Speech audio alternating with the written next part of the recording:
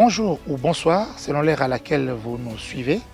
Nous sommes très heureux de vous rencontrer une fois de plus pour votre émission Coup d'envoi. Coup d'envoi parce que nous avons 45 minutes et nous avons beaucoup de choses à dire et notre invité n'aura que 45 minutes pour s'exprimer.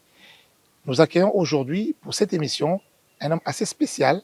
Il est très effacé, mais il a beaucoup œuvré dans la vie économique de notre pays. Somwe Akawaya, Michel, on le connaît beaucoup plus sous le nom de Michel Solor.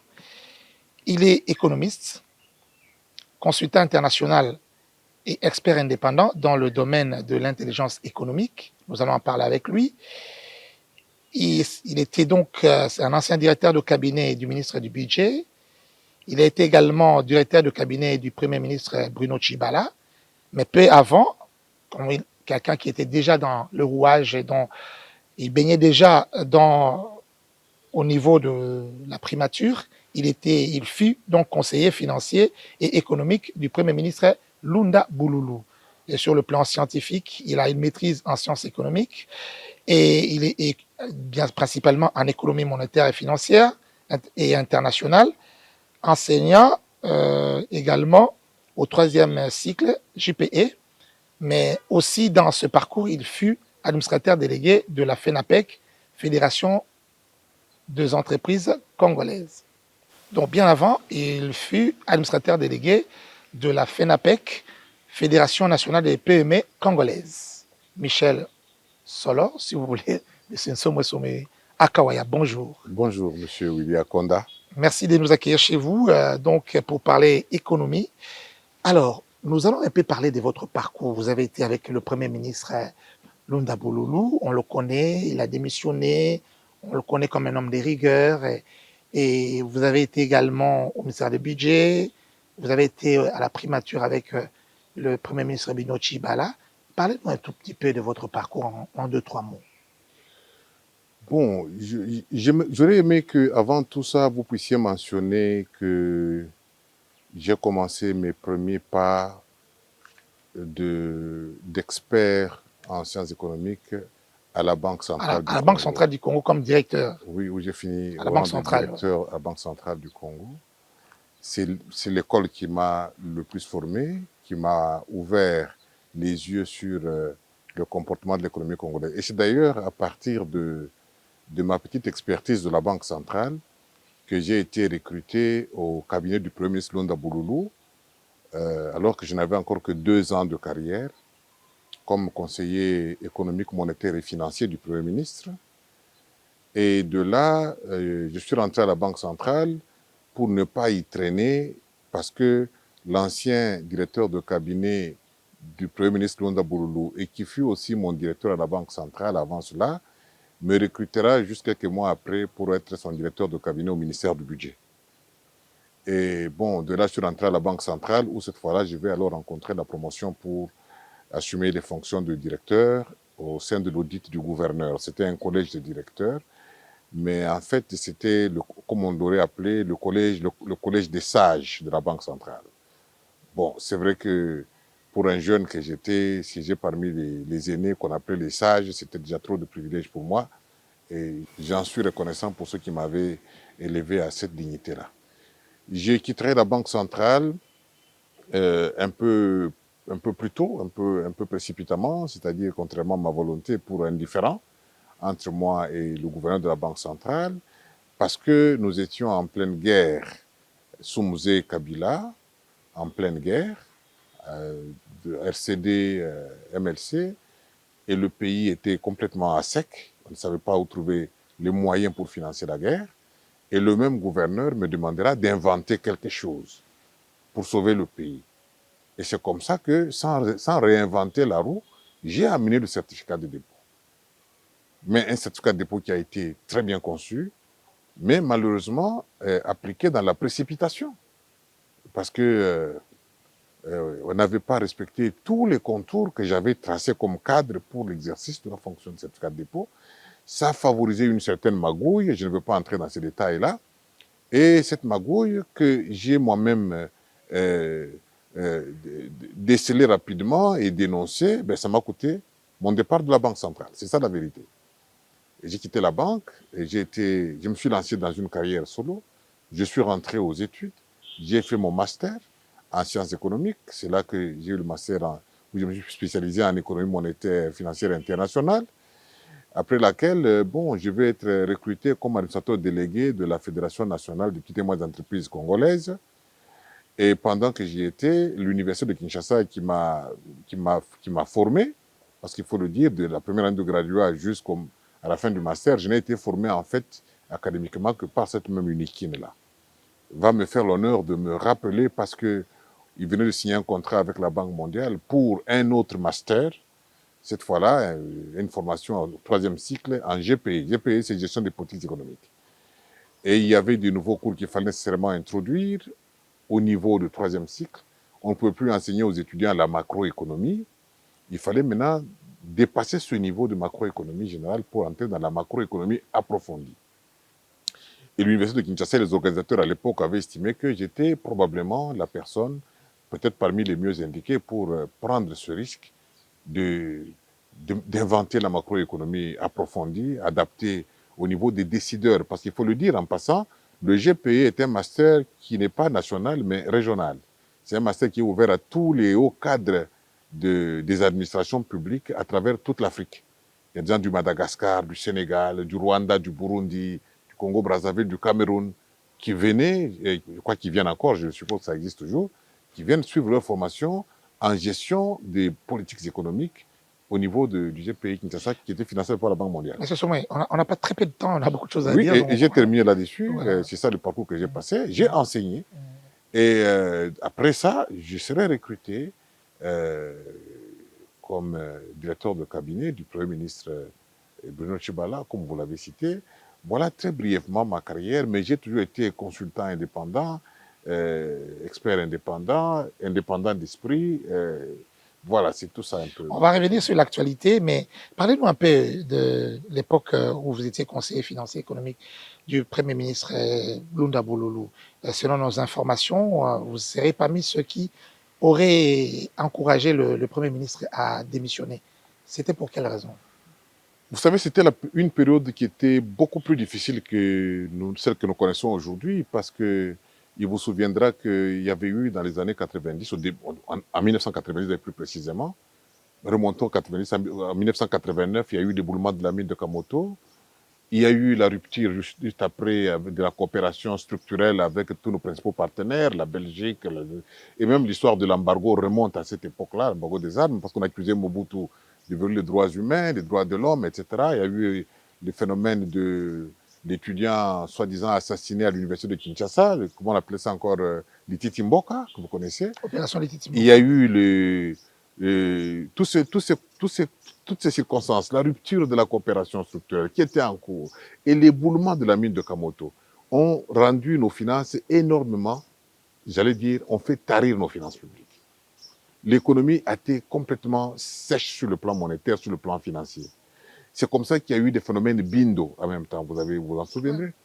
Et c'est à ce moment-là que Mobutu nomme Bindo, Madova. Et oui, voilà, exactement, les paniers de la ménagère. C'est à ce moment-là que Lunda Bololo devient Premier ministre. Et c'est à ce moment-là aussi que, compte tenu des défis de l'époque qui étaient assez difficiles, son directeur de cabinet va exiger au Premier ministre de me nommer nécessairement comme son conseiller économique et financier. On va me débaucher de la Banque centrale pour assumer ses fonctions. Je vous épargne des détails parce que c'était assez dur pour moi. Et je suis arrivé. Mais la monnaie dégringolait. Vous vous souvenez, il y a eu le phénomène des chèques contre espèces. Ouais. Et c'est tout ça en même temps qui s'était accumulé sur la tête de Lunda Bololo. Et il fallait prendre des mesures. Il fallait d'abord identifier le problème. Le problème monétaire, c'était un problème d'assèchement, de tarissement des ressources. Il n'y en avait plus. Mais en même temps, nous savions que les entreprises publiques du Congo, du Zaïre à l'époque, entretenaient des comptes assez charnus à l'étranger. C'est à ce moment-là que je proposerai au Premier ministre Lunda Bololo d'obliger les PDG à clôturer leurs comptes à l'extérieur et à rapatrier toutes les devises qui étaient à l'extérieur du pays pour reconstituer un matelas de devises qui devait supporter la monnaie et qui devait refinancer l'économie et permettre de stabiliser tant soit peu comme on appelle généralement, le cadre macroéconomique, les principaux équilibres, établir les principaux équilibres qui étaient totalement rompus. Alors, Lunda Boulou a essayé de convoquer la première réunion des PDG, je crois que c'était en novembre 90, si on est bonne, ou en décembre 90. Les PDG ont séché cette réunion. Personne n'a répondu à l'invitation du Premier ministre. J'ai relancé la deuxième invitation. Ils ont réagi de la même façon. Un seul PDG a répondu. C'était l'ancien PDG de la RVA, le général Kikunda, qui répondrait au Premier ministre, non pas pour dire je viens, mais pour dire je m'excuse, je ne pourrai pas venir à votre réunion parce que j'ai un voyage à l'étranger et parce que je sais de quoi il s'agit. Je ne peux pas clôturer le compte de la RVA à l'extérieur parce que j'ai des partenaires extérieurs. Vous voyez, c'est une RVA qui travaille avec les compagnies d'aviation et d'autres structures semblables à travers le monde entier. Nous ne pouvons pas clôturer le compte. Il n'avait pas tort. Mais c'était la seule réponse. Les autres ne se sont même pas excusés. Aucun pays déjà à l'époque. Ils étaient tous trop puissants. Alors moi, j'ai dit au Premier ministre, en passant par mon conseiller principal, le professeur Kabeya Chikoko, qui est vivant, pour lui dire, je n'ai pas d'autre solution. Si vous voulez ma proposition à moi, si un Premier ministre ne peut pas assumer ses fonctions, ses pouvoirs, s'il peut voir des PDG lui désobéir à ce point, parce qu'ils sont plus puissants que lui, et pire encore, quand il les invite, il les voit en train de manger avec le président de la République à table le soir. Mais je ne vois pas ce qu'il reste au Premier ministre que de démissionner. S'il ne peut pas, ne fût-ce que les suspendre et les faire révoquer, il est bon qu'il démissionne. Aussi simple que ça.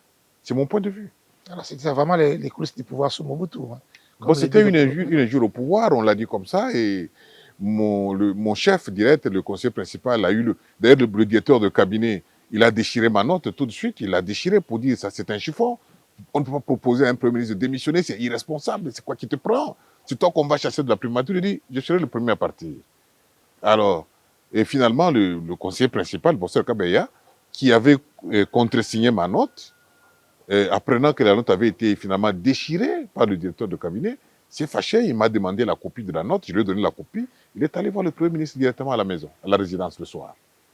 Le Premier ministre a dit, bon, je vais y réfléchir, mais il est bon que le jeune conseiller qui a proposé ça quitte la ville, parce que ça va s'ébruiter, il peut courir de gros risques. Mais on voulait que j'aille à l'étranger, aux États-Unis, en Belgique, aller me réfugier quelque temps. Moi, je dis non, je rentre au village. Et vous êtes rentré au village? Je suis rentré chez mon père et ma mère au village. Je suis allé dans ma case à chaud, mais j'ai dormi avec mes parents là-bas, tranquillement. Et un mois après, j'apprendrai que le Premier ministre venait effectivement de rendre le tablier. Et c'est à ce moment-là que je suis rentré à Kinshasa. Tout heureux. Voilà pour mon petit passage comme conseiller du Premier ministre. En évoquant ça, je dis les difficultés que Lunda Boulou avait rencontrées à l'époque, en 1990, début 91, étaient de loin plus dures que celles que nous connaissons aujourd'hui qui font dégringoler pour rien le franc congolais. On va y arriver, on va y arriver. Alors, on va parler de quand vous étiez encore administrateur délégué de la FENAPEC. Donc, et là aussi, très brièvement, comment ça s'est passé? Donc là, vous avez côtoyé les mondes des PME. Aujourd'hui, on dit que pour pouvoir se développer, il faut mettre un focus sur les petites et moyennes entreprises. Est-ce que vous êtes d'accord pour ça? Impérativement. Impérativement, c'est le grand plaidoyer que j'ai mené pendant tout mon séjour, parce que toutes les économies du monde que vous voyez sont soutenues par les PME. Que vous alliez en Allemagne, que vous alliez au Canada et même aux États-Unis d'Amérique, ce sont les PME qui soutiennent toutes les économies nationales. Parce que les PME représentent en général pratiquement 90% de l'emploi national. C'est important à savoir. Mais chez nous, les PME sont délaissées pour compte. Mais pourquoi? J'ai identifié le problème, mais j'ai toujours soumis. Ça m'a permis d'avoir une plus grande expérience de l'entrepreneuriat congolais. Ça m'a permis de comprendre davantage le problème qui nous bloque au Congo. Il y a l'absence du marché intérieur dans ce pays. Nous sommes une économie essentiellement extravertie. Si vous voulez, je vais être un peu violent et peut-être choquer une certaine opinion. Nous sommes extravertis mentalement. Et même notre pouvoir politique est essentiellement extraverti. Vous ne pouvez pas comprendre que chaque chef de l'État qui arrive au pouvoir n'a de regard que vers le Fonds monétaire international, la Banque mondiale. Chaque Premier ministre ne se sent Premier ministre que dans la mesure où il entre en coopération avec le Fonds monétaire et la Banque mondiale. Mais trop peu se préoccupent de savoir qu'est-ce que nous sommes effectivement à l'intérieur. Je ne dis pas qu'est-ce que nous avons. Qu'est-ce que nous sommes à l'intérieur? Pourquoi je dis qu'est-ce que nous sommes? Parce que l'économie n'est pas un fait de nature. L'économie est un fait de culture. Et c'est ça, C'est-à-dire, que nous ne comprenons pas chez nous. Mais l'économie doit être le reflet de votre culture. Mais il faut que vous puissiez consommer ce que vous produisez. Et ce que vous produisez doit être le reflet de votre culture, de vos habitudes.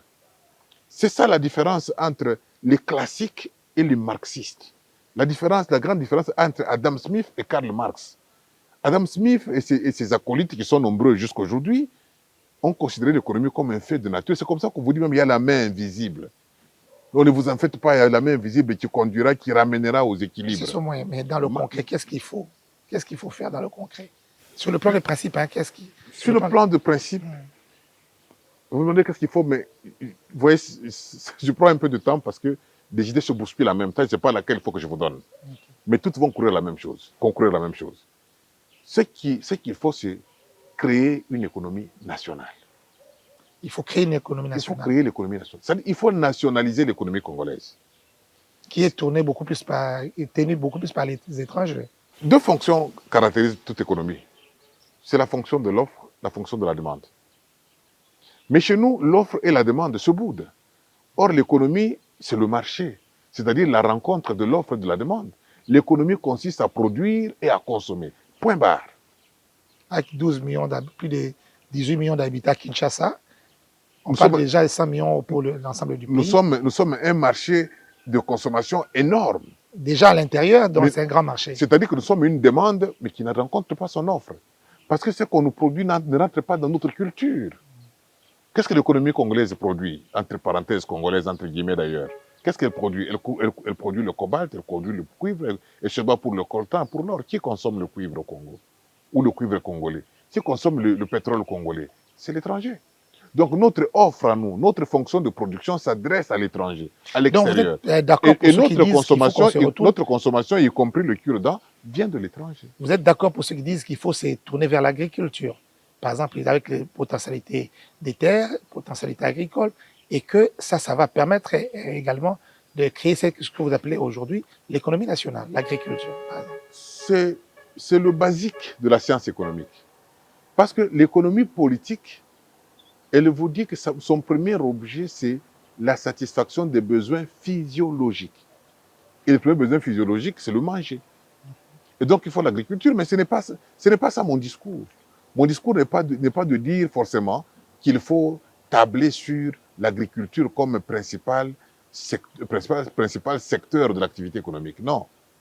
Mon discours est de dire, étudions notre culture, et voyons nos habitudes de consommation, étudions nos besoins, étudions nos habitudes, étudions nos coutumes et apprenons à produire ce dont nous avons besoin. Pour consommer.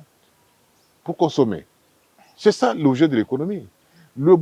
On vous dit, Adam Smith vous dit lui-même que le boulanger, c'est vrai, c'est ça la différence. Il vous dit, le boulanger ne produit pas son pain parce que vous avez faim. Le boulanger, lui, produit son pain parce qu'il a besoin de votre argent qui est dans votre poche. C'est toute la différence entre l'économie, le fait de nature, et l'économie fait de culture dont je parle. Je dis que l'économie doit répondre aux besoins de la population, aux besoins primaires de la population. C'est la production pour la satisfaction des besoins locaux, autochtones, nationaux, qui peut générer le surplus que nous pouvons maintenant vendre. Pourquoi vendre le pétrole que nous ne consommons pas?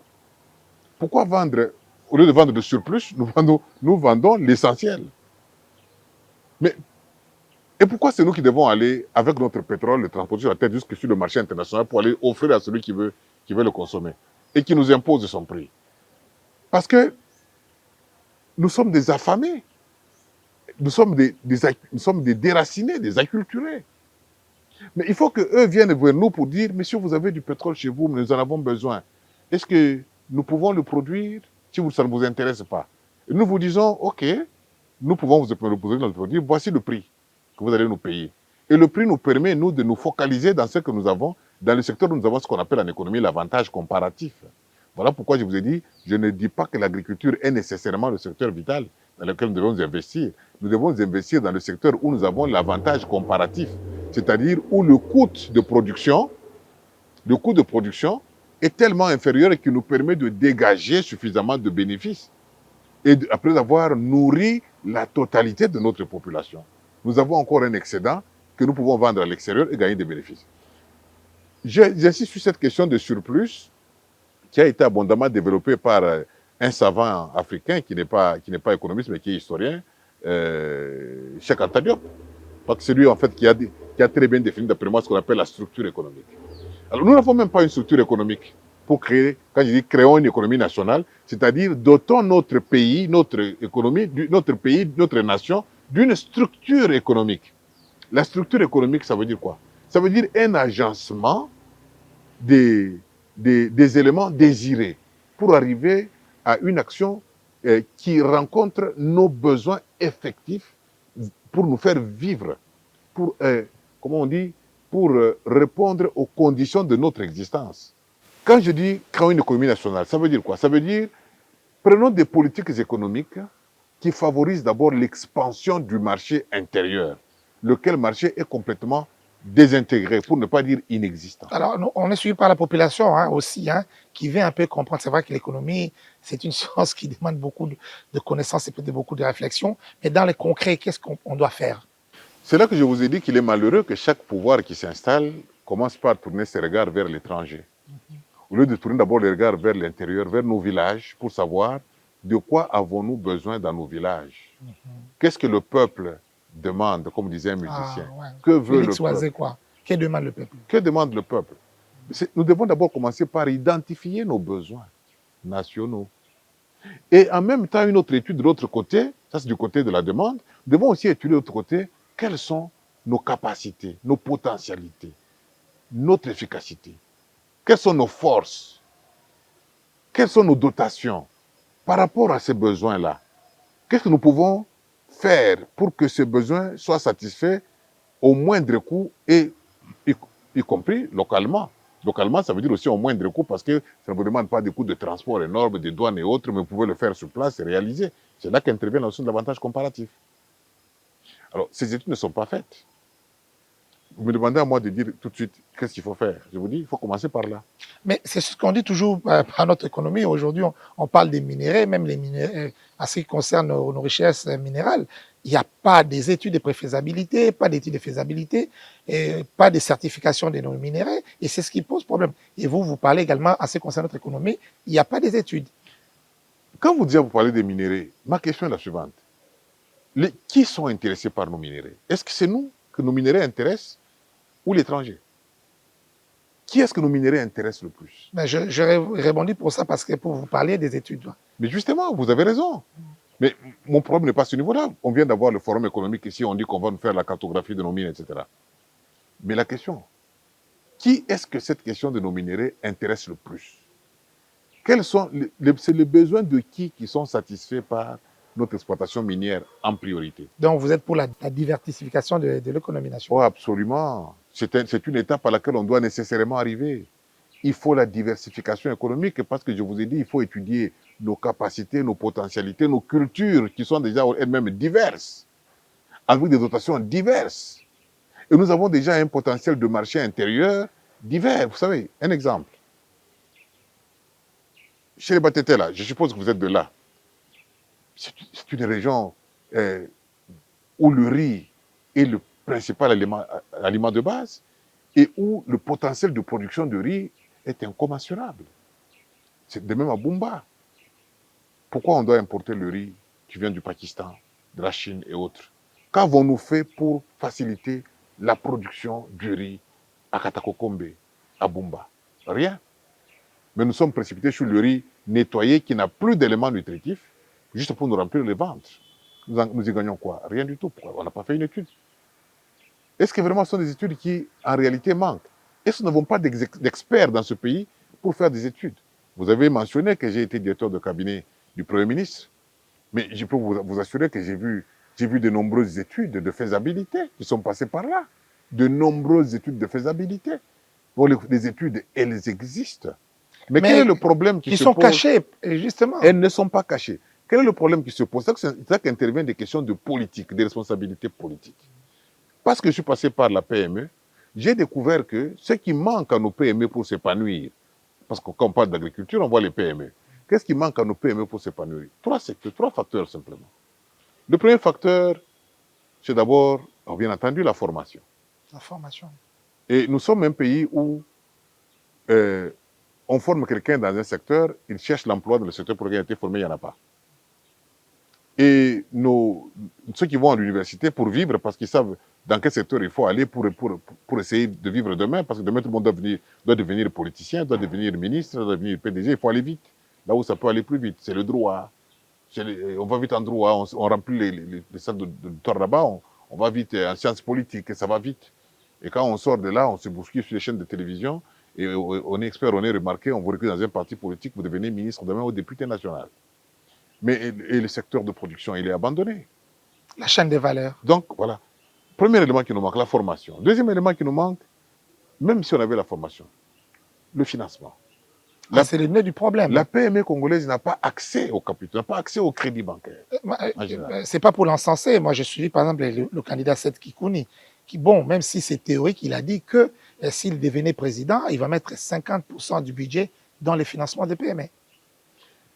Bon, même si ça reste théorique, mais au moins l'idée est là de pouvoir financer les PME. C'est son point de vue et je peux l'encourager, mais je dis simplement qu'il n'appartient pas à l'État de financer les PME. Non, quand on dit financer, ce n'est pas directement mettre les moyens. Oui, pour faciliter l'accès au crédit pour les PME. Crédit, effectivement. Et là c'est un avec plaidoyer. Les banques commerciales. Voilà. Oui, c'est un plaidoyer que j'ai mené pendant longtemps pour dire que l'État peut constituer un fonds de garantie en faveur des PME pour permettre à ces PME d'accéder au crédit bancaire. Mais pour que les PME accèdent au crédit bancaire, il faut que les banques elles-mêmes soient effectivement des institutions financières, bancaires. Parce que ce que nous avons, ce sont des boutiques. Effectivement, voilà. On en parlera peut-être un jour. C'est une autre question, on peut en parler. Elles sont des boutiques parce que nous vivons dans un environnement où il n'y a pas d'autorité monétaire, il faut le dire. Je ne veux pas parler, si vous voulez, on en parlera aussi. Je parlais de la Banque centrale telle que je la vois dans ces 4 axes de politique monétaire qui comprennent. Ça sera peut-être une autre émission. D'accord. Et là, il faut qu'on aille aussi rapidement. Parce que là, troisième élément, et je termine par là pour les PME, c'est le marché. Les PME n'ont pas accès au crédit, ils n'ont pas une bonne formation, mais ils ont aussi un problème de marché. Mais c'est une question de bonne volonté. Mais le marché politique. Est là, le marché. Mais moi, tout ce que je demandais à l'État congolais, c'est de dire, parce que vous donnez des marchés importants à des sociétés étrangères, ou les groupes d'entreprises chinoises, il n'y a pas qui viennent ici, des Indiens, des Pakistanais, des Libanais, accès à des marchés importants. Mais permettez aux PME de faire ne serait-ce que de la sous-traitance. Comment un État sérieux peut-il commander les mobiliers de bureau pour ses différents ministres et autres en Chine? Alors que nous avons Météo ici, qui fabrique des meubles. Nous avons le côté design qui manque. Mais pourquoi ne pas financer à ce moment-là? Parce que tous les marchés de l'État sont des marchés préfinancés. Pourquoi ne pas préfinancer les artisans de Météo ou de Wenzabayaka pour qu'ils vous fassent... La chaîne des valeurs qui n'est pas là aussi. Oui, mais c'est ça. Pour vous faire des mobiliers tels que vous le désirez, ils sont capables de le faire. Alors, c'est ça qui manque. Ce sont les 3 éléments. Si on résout cette question de formation, de financement et de marché public, essentiellement en faveur des PME, on a résolu la question de l'économie nationale. Et maintenant, parce que nous avons une offre intérieure qui va répondre à une demande dont le principal moteur doit être l'État congolais, c'est du keynésianisme pur, parce que lorsqu'il y a eu la crise de l'offre dans les années 30, la grande crise des années 30, qu'est-ce qu'il nous a proposé? Rien de neuf. Vous, l'État, mais achetez. Vous, l'État, faites des déficits budgétaires pour financer l'économie. Vous, l'État, engagez-vous dans les grands travaux pour créer des emplois. Mais nous avons un pays où la politique monétaire réprime les emplois, la politique budgétaire réprime les emplois, et comment voulez-vous avoir une économie nationale? On n'a pas de politique économique, voilà le problème qu'il y a dans ce pays. Il faut donc des politiques économiques, monétaires et budgétaires qui financent, qui permettent, qui favorisent l'expansion du marché intérieur, qui favorisent, et l'expansion du marché intérieur signifie la création du pouvoir d'achat, pas la création des emplois.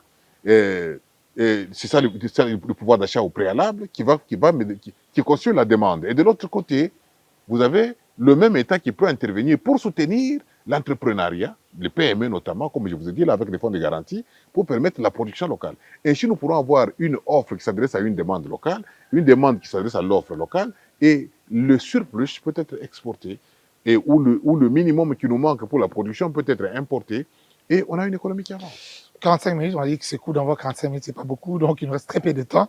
Alors, on va rebondir maintenant sur l'actualité, les taux d'échange, les rapports entre francs congolais et dollars américains. C'est toujours un rapport qui en mouvement, en ébullition depuis plusieurs années. Mais on va dire certainement, vous avez connu le même problème comme ça se passe aujourd'hui, quand vous étiez directeur de cabinet du Premier ministre Bruno Tshibala. Oui. Certains disent que il est parmi les meilleurs premiers ministres parce qu'on a vu comment il a essayé de maintenir les équilibres fondamentaux. Les équilibres fondamentaux, comme vous le dites. Et alors, parlez-nous un peu de ça. Quand vous êtes arrivé, on a vite senti que les francs congolais perdaient un peu ses repères par rapport au dollar américain, et vous êtes arrivé à maîtriser, et vous avez même voulu ramener ça à 10 parce que c'était vous avez trouvé, je pense, à 12 si je me trompe. 17. C'était même arrivé à 17. 17 et demi, oui. Et vous êtes ramené à 16, mais votre volonté, c'était de ramener à 10. Oui. Mais bon, il y a eu un problème avec la Banque centrale. Qu'est-ce qui s'est passé réellement à cette époque-là? Je vous d'abord une petite parenthèse. Je serai rapide sur cette question, ne vous inquiétez pas. La parenthèse, c'est quoi? Vous avez dit que Tshibala avait été le meilleur Premier ministre, selon certains, et je devrais vous dire qu'il a été effectivement le meilleur Premier ministre parce qu'il n'avait que 4 missions à accomplir, il les a accomplies. Oui, parce que non seulement qu'il a réussi. Il a rétabli les équilibres macroéconomiques qui étaient rompus. Effectivement. Il a les réserves. L'insécurité dont on parle dans ce pays, les Bundu dia Congo, les Kamwina Sapo et autres, c'était la deuxième mission c'était la première mission qu'il devait faire, il l'a faite. On a éliminé les Bundu dia Congo, les Kamwina Sapo, les groupes armés qui étaient à l'Est ont été réduits jusqu'à un chiffre aussi réduit que 13. Aujourd'hui, ils sont plus d'une centaine. Et il a également organisé, et c'était l'objectif final, réaliser les élections sur fonds propres. Même si elles ont été ce qu'elles ont été, mais les élections ont été organisées sur fonds propres. Et ça, c'est une prime à l'honneur du pays. Et puis, cerise sur le gâteau, la sécurité sociale. Il a réussi à consolider les réserves d'échange, à financer les élections sur fonds propres. Oui. Il a réussi, en tout cas, bon, c'est pourquoi on dit qu'il serait parmi les meilleurs premiers ministres. Et pendant son mandat, il n'y a eu aucune grève, aucun mouvement de grève pour dire que le social a été plus ou moins... Bon, on ne va pas exagérer là-dessus. Je n'exagère pas, mais je donne les 4 éléments fondamentaux. Alors, expliquez-nous maintenant, pendant cette période-là... son programme économique. Alors, qu'est-ce qui s'est passé? Lorsque je suis nommé directeur de cabinet du Premier ministre, je trouve le dollar à 1730. Exactement, 1730. Je sais que je connais le contour du dollar. J'ai étudié la monnaie, c'est ma spécialité à l'université comme étudiant. J'étais licencié en économie monétaire internationale avant de faire la maîtrise. J'ai trouvé l'essentiel de ma carrière, c'est la Banque centrale, à lui du gouverneur comme de la politique monétaire. Je connais comment la monnaie se comporte. Je sais ce qui se passe sur le marché, ce qu'on appelle le marché d'échange, mais qui n'en est même pas un. Je convoque tous les économistes du cabinet, les conseillers principaux. Il y en a beaucoup qui vous suivent dans cette émission, les conseillers principaux de la filière économique. Ceux qui connaissez l'économie, même si vous n'êtes pas dans le collège économie ou autre, tant que vous êtes économistes, venez, ils sont venus. Je leur ai dit, voici la situation que je viens de trouver, que nous avons trouvée. Le dollar est à 1730. Mais moi, je sais que c'est faux. Alors, ce que je veux que vous puissiez collaborer avec moi à l'objectif que je m'assigne de ramener le dollar de 1730 à 1000 francs le dollar. Et je veux que cela se fasse en ayant un mois, pas plus. C'est un défi que je relève. Si je ne le fais pas, je démissionne. Bon, ça fait quand même... Vous avez la culture de la démission. Hein. Oui, on en parlera peut-être. C'est l'honorabilité. Voilà. Mais il faut être sérieux. On n'est pas irremplaçable. On a très peu de temps. On n'est pas irremplaçable. Il nous reste très peu de temps. Quand vous ne pouvez pas laisser la place aux autres, ceux qui peuvent le faire vont le faire. Nous sommes sortis de cette réunion et mes collaborateurs étaient un peu troublés. Et les autres disaient, mais c'est quoi ça que vous allez faire? Est-ce que c'est possible? Je leur ai dit, je vous ai donné ma parole. La monnaie n'obéit qu'à la parole. Parce que la monnaie signifie étymologiquement confiance. Ce n'est pas le papier qui fait la monnaie. La monnaie, c'est spirituel. C'est comme la foi chez les chrétiens. C'est cette spiritualité qu'on matérialise par les papiers, par les écritures en banque, mais la monnaie signifie confiance, c'est-à-dire signifie foi. La monnaie fiduciaire signifie, ça vient de fides, fidei, qui signifie la foi. C'est là que vient monnaie fiduciaire, qu'on appelle papier qui circule, on appelle ça monnaie fiduciaire. Ça veut dire la monnaie basée sur la foi. Fides, la foi. Et quand on dit Vous allez à la banque pour toucher, pour qu'on vous donne un crédit. C'est-à-dire, on vous donne, la monnaie qu'on vous donne à la banque, on appelle ça crédit. Crédit, ça vient du latin aussi, credere, qui signifie croire, faire confiance. C'est ça la monnaie. Alors, si vous avez la confiance de ceux qui vous écoutent, si tout le monde sait que Michel Sommo est un économiste rompu, un spécialiste des questions monétaires, quand il a dit qu'il va le faire, le marché a tremblé. Tout simplement. Le dollar a chuté de 1730 jusqu'à 1300 à Kinshasa. Il est tombé jusqu'à 1100 à Lubumbashi. La Banque centrale du Congo a paniqué. Elle a publié un communiqué pour dire non, c'est de la spéculation. Le taux d'échange est à 1589. Donc, quelque part, vous avez été combattu par la Banque centrale. Oui, la Banque centrale a dit non. Nous fixons le taux à 1589. Mais en fonction de quoi vous allez le faire? Vous allez arriver jusque-là, à ramener jusqu'à 10. En fonction de quoi? Mais je vous ai dit, mais le détail, ne me demandez pas. Parce que je viens de vous dire que je transpire rien que l'économie monétaire. C'est ma seule option, c'est ma seule connaissance, c'est ma seule science, c'est mon seul domaine. Je sais comment la monnaie fonctionne. Vous savez, je vais vous dire une chose.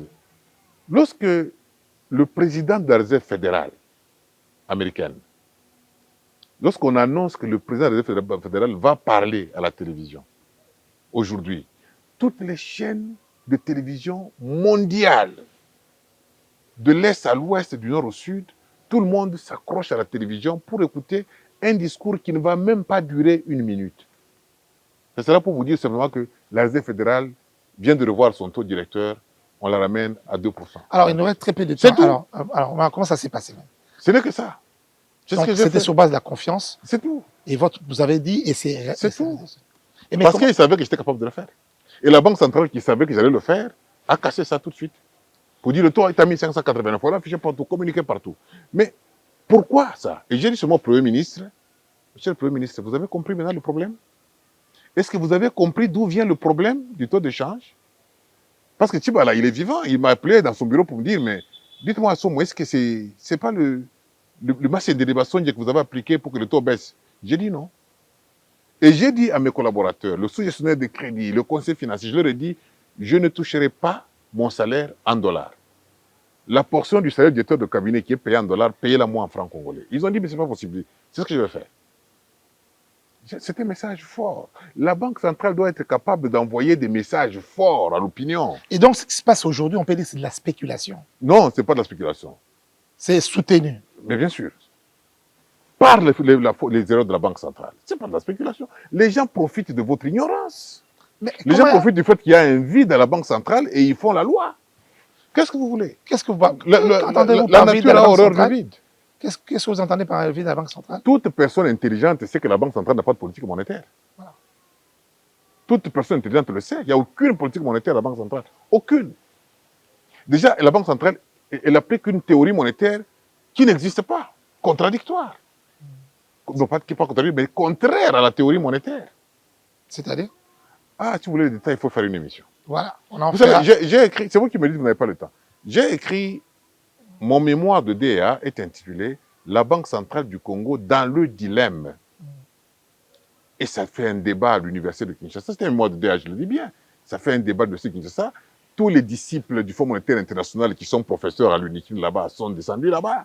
Les adeptes de la Banque centrale qui étaient là-bas, les hauts cadres de la Banque centrale étaient dans ce débat-là. Je leur ai démontré que la Banque centrale du Congo n'a jamais eu de politique monétaire. Alors, comme solution, qu'est-ce qu'il faut? Parce qu'on est en train de terminer. Il faut la politique monétaire. Il faut une politique monétaire. Mais c'est tout. Mais je vous ai dit... Comment la faire? Mais attendez, dès le début, M. Willy, vous m'avez fait la politique monétaire à la télévision. Je vous ai dit dès le départ que ce qui manque à ce pays, c'est de se doter d'une économie nationale. Et je vous ai dit que l'économie nationale marche avec 2 béquilles.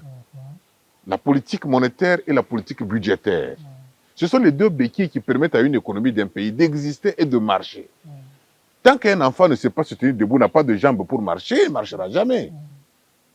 Voilà les 2 absences que nous avons. On n'a pas de politique monétaire, on n'a pas de politique budgétaire. Dès que vous parlez budget, d'abord on définit très mal le budget dans ce pays. En commençant par vos propres ministres du budget, ils ne connaissent même pas ce que c'est que le budget. Ça pose problème.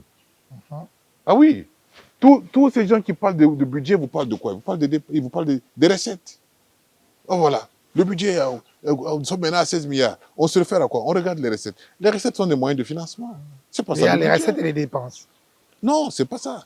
Le budget, c'est l'expression tout simplement chiffrée de la politique du gouvernement, c'est-à-dire le plan d'action du gouvernement, le programme d'action du gouvernement. Qu'est-ce que vous voulez faire? Mais ce programme n'a jamais été respecté depuis des années. Si vous avez dit aux gens que vous voulez construire des routes, le budget n'est que la traduction chiffrée de ce que vous venez de dire, c'est-à-dire la dépense que vous allez faire. C'est ça le budget. Et comment vous êtes arrivé à maîtriser, par exemple, les réserves d'échange, qui étaient des 300 millions, si je me trompe, et jusqu'à plus d'1 milliard? Qu'est-ce qui s'est passé? Mais vous avez évoqué quelque chose avant d'entrer dans cette émission. Et ça, je peux vous dire que c'est la discipline, bien sûr, comme on dit, le poisson pourri par la tête. La discipline vient d'abord d'en haut. Et à notre époque, on a convenu qu'il fallait effectivement appliquer, sur le plan d'abord budgétaire, ce qu'on appelle la politique de dépenses cash. Ce n'était que ça, d'abord au départ. On se dit, on ne dépense que ce qu'on a. On ne va pas dépenser ce qu'on n'a pas. Donc, évitons le dépassement budgétaire. D'autres pas des bases caisses. Exactement. La base caisse, bien sûr. N'allons pas dans des futilités. Comme aujourd'hui, vous avez des futilités. Donc, contrairement, par exemple, à ce qui s'est passé l'année dernière, on a eu plus de 11 milliards de recettes, mais on a dépensé plus de 300 millions supplémentaires de plus. Bien sûr.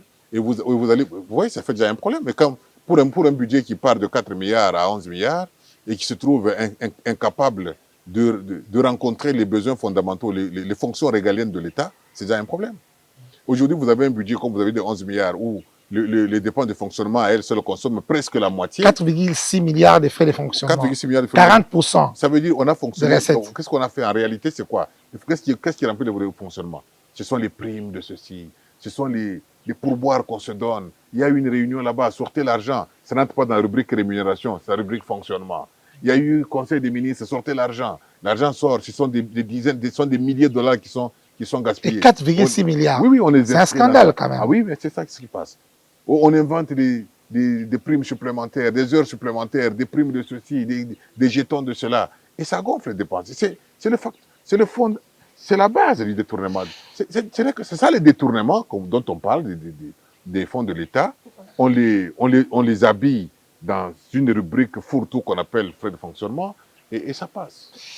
Et nous, donc, à l'époque, nous avions d'abord maintenu une discipline. Vous comprenez déjà qu'à partir du moment où la primature prend la décision sur ce que va être le taux de change, la Banque centrale se discipline. D'office, elle va comprendre que là, on ne va pas continuer à badiner. Il faut être sérieux. Et on a été sérieux. Donc la Banque centrale ne peut pas se permettre n'importe quoi, même si elle se permettait d'outrepasser l'autorité en complicité avec le ministère des Finances. Parfois, ils s'arrangent, les finances et la Banque centrale, pour court-circuiter le Premier ministre et autres. Bon, ce sont des choses qui arrivent par moment, mais il faut éviter ce genre de choses dans un gouvernement. Monsieur Somo, notre émission, c'est coup d'envoi. Oui. Et les gens se posent la question pourquoi nous disons coup d'envoi, parce qu'on a 45 minutes, on a beaucoup de choses à dire, mais très peu de temps. On est en train de conclure, vous avez peut-être 2 minutes à dire un petit mot. Est-ce que vous avez quelque chose à dire par rapport à notre économie nationale? J'ai quelque chose à dire par rapport à votre coup d'envoi, d'abord. Vous savez, quand vous voulez parler des questions économiques, compte tenu de l'ampleur des problèmes que nous avons dans ce pays, essayez d'être un peu plus large. 45 minutes ne nous permettent pas d'aborder de façon compréhensible les questions fondamentales qui bloquent notre économie, notre pays. Parce que quand je dis économie, je parle pays en même temps. Un pays se définit par son économie nationale. Ça pose un problème. Vous voulez vraiment entrer dans la profondeur de ces questions-là, élargir un peu votre émission. Faites des émissions un peu plus, comment vous dites vous-même, plus élaborées, pour permettre un débat profond où on explicite certains termes. Je vous dis qu'on n'a pas de politique monétaire. Qu'est-ce que cela veut dire? Ça veut dire que nous n'avons même pas de monnaie. Qu'est-ce que ça veut dire une monnaie? Pourquoi nous n'avons pas une? Et le franc congolais, alors, c'est quoi? Ce sont des questions qu'on pouvait aborder. Quand je vous dis qu'on n'a pas de budget dans ce pays, on fonctionne comme ça avec dans une économie de cueillette. Il n'y a pas de politique budgétaire. Il n'y en a pas. Nous sommes une économie de cueillette. Cueillette. Combien de Congolais payent l'impôt? Ça fait déjà un problème. Et tout cela sont des questions qui méritent qu'on les pénètre. Quand je dis que nos chefs d'État sont extravertis, mais il faut qu'on entre dans les détails de ces questions. Parce qu'il n'est pas normal. Moi, je ne conçois pas, excusez-moi d'insister, je ne conçois pas qu'un président de ce grand pays, le pays qui regorge, rien qu'en termes de ressources minières, l'équivalent de 24 000 milliards de dollars de réserves minières. Et les 24 000 milliards de dollars de réserves minières, c'est seulement sur une expertise faite sur 26% du territoire national. Il y a encore 76% du territoire qu'on n'a jamais exploré pour savoir qu'est-ce qu'il y a. Et puis, les 26 000 milliards qui prennent à peu près 1100 ressources minérales, ce n'est pas une liste exhaustive. Il y en a encore d'autres qu'on n'a jamais découvertes jusqu'à aujourd'hui. Qu'on ne connaît même pas jusqu'à aujourd'hui. Mais comment un tel pays que le monde entier envie, dont on parle aujourd'hui pays solution, le poumon de la planète, comment un président d'un tel pays peut perdre son temps à aller quémander à l'extérieur? Non, mais c'est le monde entier qui devrait faire de ce pays son Eldorado, descendre ici matin, midi, soir. C'est eux qui devraient user leurs chaussures afin de venir marcher sur nos trottoirs. Mais ce n'est pas à nous d'aller chez eux. Non, mais nous nous humilions. Ça veut dire que nous nous ignorons. Ça, nous ne nous connaissons pas. C'est là le premier problème. C'est pour ça que je vous dis que l'économie est un fait de culture. Ce n'est pas un fait de nature. Tout commence là. La politique économique du pays, ou la politique tout court, doit commencer là. Vous devez savoir qu'est-ce que vous avez, qu'est-ce que vous êtes. Non, pas que. Qu'est-ce que vous êtes, vous Congolais? Qu'est-ce que vous êtes réellement? Quand vous apprenez à vous connaître dans votre identité et dans votre culture, alors vous allez créer une économie qui dépend de vous. Alors vous arriverez à ce qu'on appelle réellement l'indépendance économique et vous pouvez maintenant revendiquer la souveraineté. Merci. Vous ne pouvez pas revendiquer la souveraineté avec la main tendue à l'extérieur. Non, ce n'est pas possible. Parce que la main qui donne est toujours au-dessus de la main qui reçoit. Merci beaucoup, monsieur Somé. Je sais que c'est pas facile, hein, donc avec 45 minutes, bon, on y reviendra pour d'autres occasions. Merci beaucoup de nous avoir accueillis, monsieur. C'est moi qui vous remercie infiniment de l'honneur que vous m'avez fait en venant chez moi pour la toute première fois avec cette émission. Il y a longtemps que j'ai accordé une interview à la télévision. Je vous dis la vérité, il y a très longtemps, parce qu'on avait déjà tout dit. Même les résultats qu'on vit aujourd'hui, tout était déjà prédit. J'ai fait des émissions à la télévision tout au début du mandat actuel, du régime actuel. Tout ce que j'ai annoncé, tout s'est réalisé. Et nous sommes en train d'accumuler des erreurs et des erreurs. Matin, midi, soir, nous accumulons les mêmes erreurs. Et je le dis à haute voix, parce que ce sont des erreurs.